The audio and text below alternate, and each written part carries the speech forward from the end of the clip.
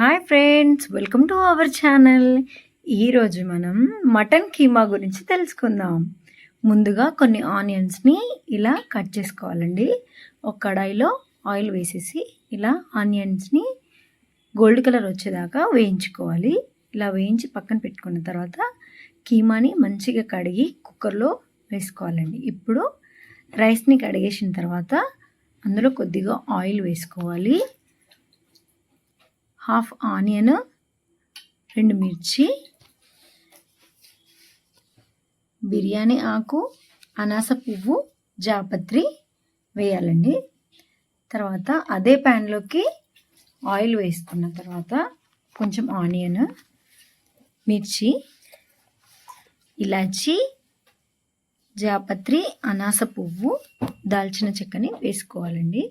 తర్వాత కొంచెం అల్లం వెల్లుల్లి పేస్ట్ని వేసుకోవాలి. చూడండి ఫ్రెండ్స్, ఇట్లా కొంచెం గోల్డ్ కలర్ వచ్చేదాకా కలుపుకోవాలండి.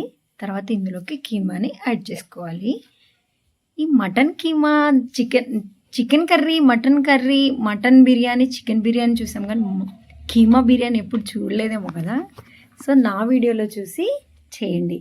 కొంచెం సాల్ట్, పసుపు, కారం, గరం మసాలా, మటన్ మసాలా వేసుకోవాలండి. అందులో కొంచెం టమాటాలు వేసిన తర్వాత ఇలా చూపించే విధంగా కొంచెం వేయించిన ఆనియన్ని ఇలా వేసుకొని కలుపుకోవాలి.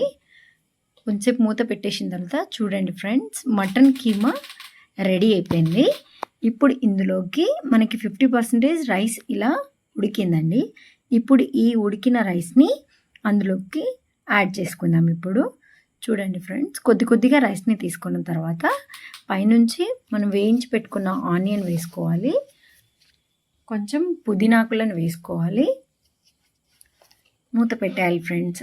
ఇలా నార్మల్ మూత కాకుండా ఇలా లోతుగా ఉండే ప్లేట్ని పెట్టుకోవాలి బిర్యానీ కోసము. దానిపైన ఒక వెయిట్ అంటే బరువున్న దాన్ని పెట్టాలి. చూడండి ఫ్రెండ్స్, కీమా బిర్యానీ రెడీ అయిపోయింది. ఈ మటన్ బిర్యానీ, చికెన్ బిర్యానీ చూసాం, కానీ కీమా బిర్యానీ ఎప్పుడు చూడలేగా. చూడండి ఫ్రెండ్స్ ఎలా ఉంది.